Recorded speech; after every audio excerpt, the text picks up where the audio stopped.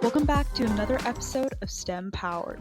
This episode features an interview with Dr. Aparajita Ghosh as she talks about her experience in research as well as teaching biology.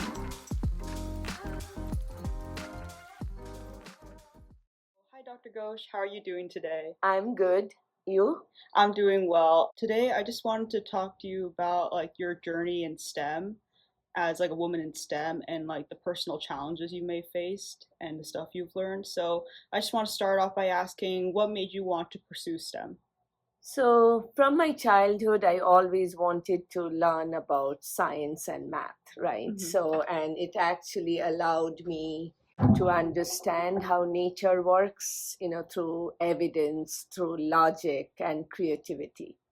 So science was not about only facts. I always like to ask questions, find the logic behind anything that I learned, and solving problems and making the informed decisions. And I got really interested in science, and I'm very happy that I could pursue it. What major did you decide to pursue? I studied biology, human biology for undergraduate. Then I actually moved to molecular biology for my PhD. So my PhD is on viruses. What made you switch to molecular biology? I thought that was more interesting, and that was something I wanted to pursue, because I always wanted to learn more about DNA and biotechnology. So that kind of took me to biotechnology and molecular biology. So have you always loved biology growing up? Yes. Okay. What sparked that interest? Was it a teacher, or was it just growing up? I kind of wanted to know more about my body and how my body works and how to have a healthy life. And actually, you are right. I found my teachers in my high school be very, very impactful. And my role models are scientists are Rosalind Franklin, who discovered the structure of DNA, and also Dr. Jane Goodall, so environmentalists. So, and most importantly, my high school science teachers. What made you decide to become a science teacher? Actually, that's a long story. After my PhD, I actually started working as a research scientist, and I worked for a long time. And then in 2008, my husband actually got a great offer in Sydney, Australia. We all tagged along with him, and we went to Sydney, and I got a job where I put my son in and he was just a kindergartner in 2008. So after he got admitted, the principal just told me, "What's your background and everything?" And he said, when I said it was molecular biology, he actually said, "We have a biology position open. When do you want to give a demo?" I said, "Now." I gave a demo on genetic engineering, and I got the job on the spot, and I have never looked back since. What's your favorite part about teaching? It's the connection with my students, and also when I explain something and their face starts glowing and they understand the concept and they can grasp it, and that is the best, most rewarding thing for me as a teacher. Is there a key impactful moment that you've had working as a woman in STEM, or a really fun research experience or really insightful research experience you've had? Actually, I really like mentoring students for their IAs. So I have right now I teach IB, ESS, Environmental Systems and Societies, and AP Biology and Biotechnology. And I have also taught IB Biology.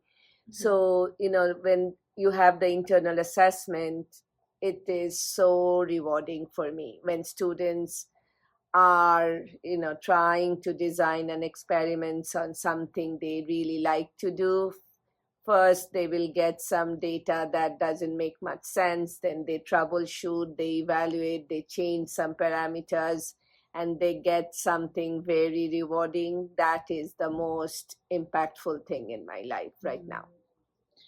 So you mentioned earlier that you studied molecular biology as your doctorate. I just want to ask, like, what's the most interesting thing you've learned in that field, like as when you're doing research and stuff like that?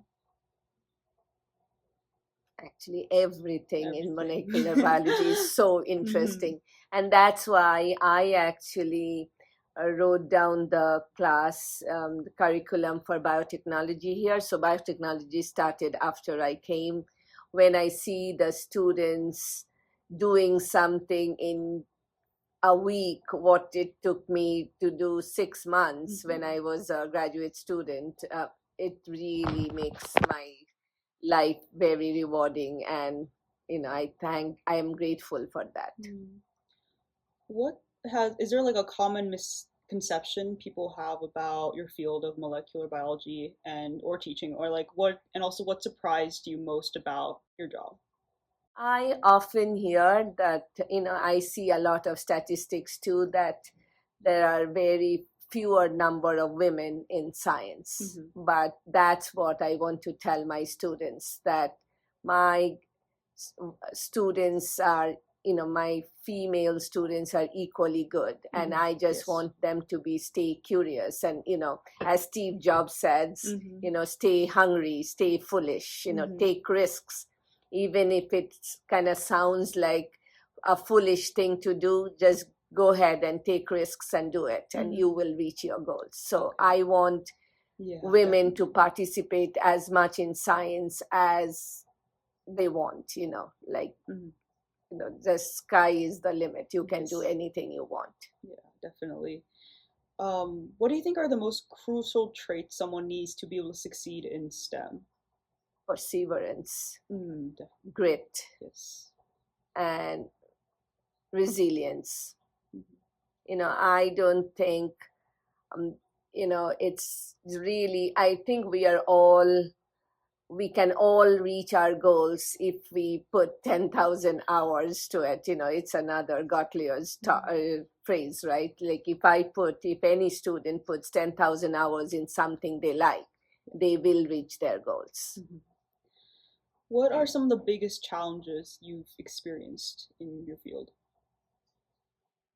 I think it's a kind of a stereotyping. A lot of people think women can't do very well in science.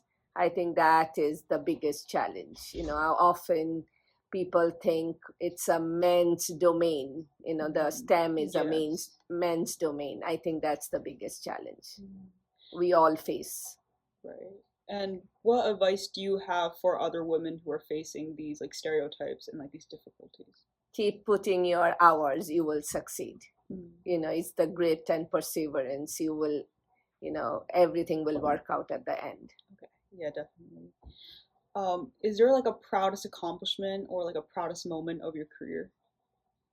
Yes, like I will tell you one thing that is really touched my heart last week. So last, I taught many students in Singapore, and they were IB students too. And last March 15th was actually Mother's Day in UK. So I got many emails and messages from my students, and they said, that I'm the role model for them, what they are doing. I think that's really a big achievement for me. Definitely. Is there, and apart from STEM, is there something you enjoy working on besides like STEM? Do you have like a personal hobby or activity you like to do on your free time? Yes, I'm a gardener, and I love, I have my 25 rose bushes in my garden. That's the best thing I like to do. And I took the orchids home. I have 10 orchids blooming in my lab right now. And all other orchids that are in the lab now, they are actually all have inflorescence sticks. I think these are my passion. Also, I have a big German Shepherd. That's another passion for me too. What's your favorite part of gardening? Like the whole, like, is it calming? Is it like relaxing? Like, I am pretty sure it's relaxing. It's yeah. like very therapeutic for me. Yeah, very relaxing. Yeah. Last few questions. If there is there someone in your life who has like really inspired you? Dr. Jane Goodall, Yeah. the environmentalist, Mm. who she just passed away a few months Yeah. ago. Very unfortunate. When did you learn about her, and when did you like feel really inspired by her? Actually, I learned about her long time ago, but I got to see her personally when I was in Singapore. Oh, It was where I really tried my best to get her come to Quarry Lane School, but her calendar was booked for 5 years. But Oh. I did Yeah. see her in Singapore twice. That's amazing. One final question. What message do you want to share with young women who are considering pursuing a STEM career? Stay focused, stay curious, and do your best. You will reach your goals. Yeah, definitely. All right, well, thank you so much for this interview, Dr. Ghosh. Thanks for tuning in to this episode of STEM Power, and a huge thanks to Dr. Ghosh for sharing her story. If you have an idea for an episode you'd like to send to the show, please fill out the form in the description. See you next time.